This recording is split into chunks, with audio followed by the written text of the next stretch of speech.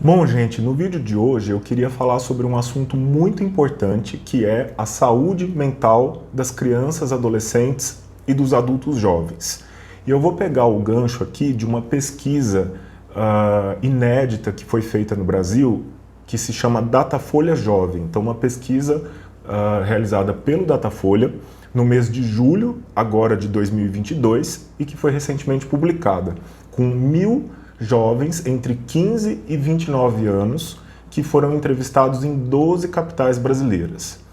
E essa pesquisa trouxe para a gente um dado alarmante, que 8 em cada 10 jovens têm algum tipo de problema em saúde mental. Esse tem aí, eu vou mostrar para vocês primeiro o que é e depois vou mostrar a interpretação desse dado.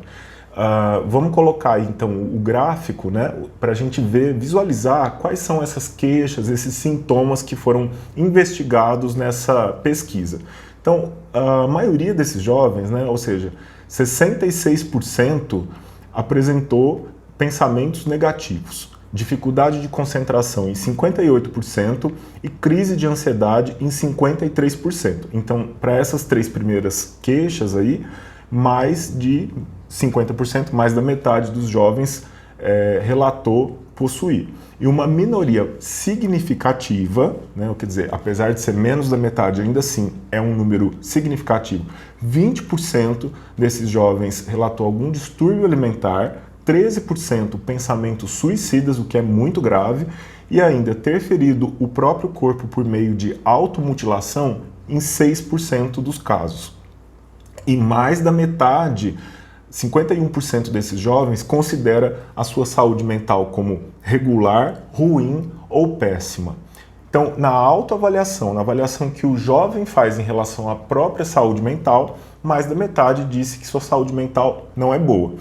Então, essa pesquisa, ela não ela não dá o diagnóstico. Então, não dá para dizer que 80% dos jovens tenham um transtorno psiquiátrico, porque para isso deveria ser feita uma avaliação médica. Na verdade, foram feitas entrevistas em que o próprio jovem disse, né, dos seus sintomas, das suas queixas, para o entrevistador.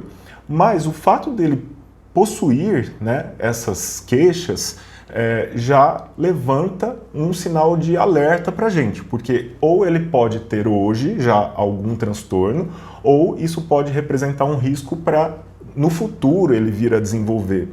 E isso é muito importante da gente olhar, por quê?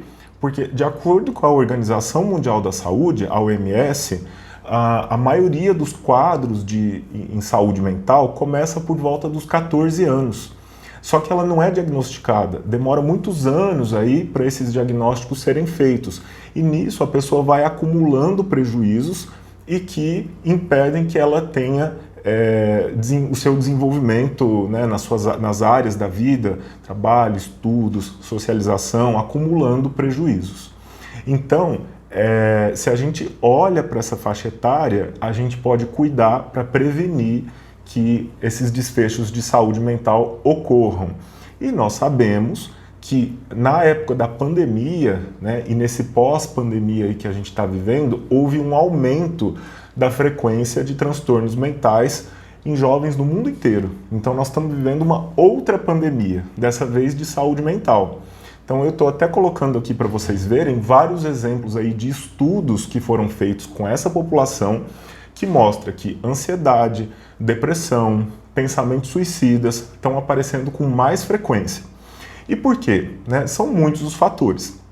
A vulnerabilidade desse grupo se deve ao fato de que houve uma exposição maior a situações de violência intrafamiliar, de violência doméstica, em alguns casos, e em outros também, né, associado isso ou não, menos fatores protetores, que incluem a ida à escola, a prática de atividade física, de esportes, né, a socialização, tudo isso foi, de uma certa maneira, interrompido ou prejudicado. E o aumento do consumo das mídias eletrônicas, né, com mais tempo em televisão, internet, celular, redes sociais.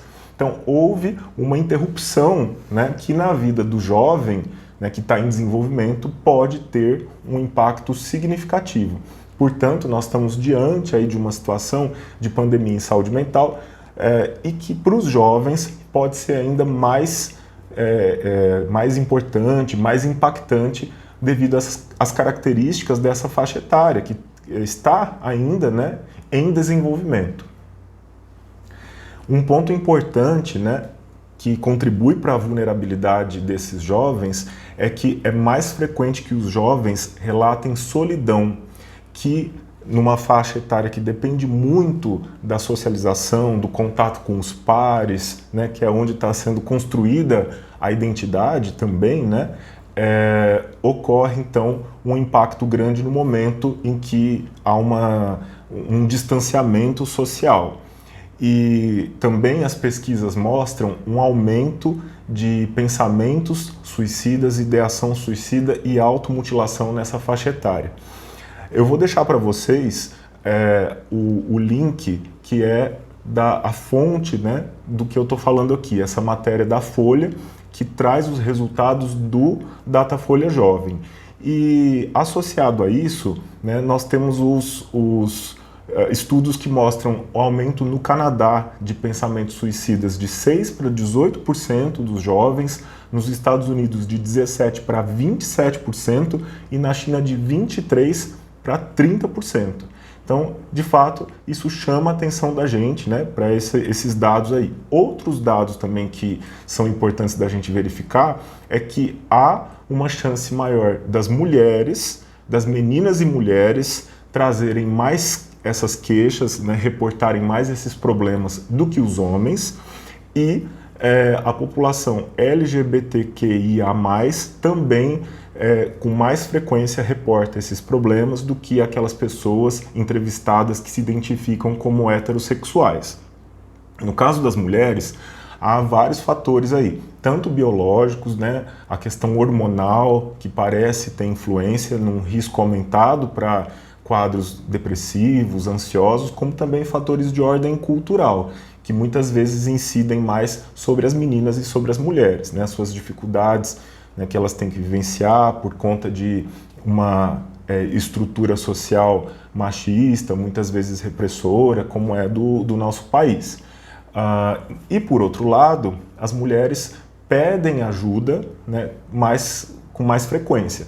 Então elas se cuidam mais, elas procuram mais assistência médica em saúde, então acaba aparecendo mais a doença aqui, ou o transtorno em mulheres em relação a homens, e na entrevista isso também pode estar de alguma maneira refletido. E no caso da população LGBTQIA+, a discriminação, as formas de preconceito que não deixam que esses jovens se expressem, se integrem, né, que desenvolvam a sua socialização, a sua autoestima, né, acaba fazendo também com que seja uma população mais vulnerável. Então esses fatores relacionados à discriminação têm um peso importante dentro dessa população, para o adoecimento psíquico, aí, os problemas que foram levantados pela pesquisa. E se esse vídeo serve de alerta, como que os pais podem saber se os filhos estão passando por alguma situação dessa? Bom, em primeiro lugar é a comunicação. É muito fácil, né, que os pais e os filhos deixem de se comunicar, os filhos, né, entram ali no seu mundo paralelo, dentro do quarto, dentro das redes sociais, e às vezes na correria do dia a dia e na falta de assuntos em comum, os pais acabam não sabendo o que está acontecendo na vida dos filhos. Portanto, é muito importante manter esse diálogo aberto em casa, e todo momento pode ser oportunidade para isso. Nas refeições, no caminho para a escola, perguntar sobre o dia, realmente ter esse hábito de, em algum momento do dia, uma conversa para entender o que está acontecendo ali na vida do filho. Uma outra coisa também, que acho que é importante da gente lembrar, é que os jovens, eles estão muito atarefados, né? Tem jovens que, além da escola, fazem muitas outras atividades, cursos, esportes, né? Muitos estão se preparando para o vestibular, alguns, né, também estão trabalhando e acabam tendo a sua rotina toda tomada por compromissos. Então é importante que o jovem também tenha momentos de inatividade, de descanso, de lazer, para que ele não seja submetido a um estresse logo ali no começo da vida e que ele saiba distribuir os momentos de estudo, de foco aí, com momentos também de repouso e de reabastecimento.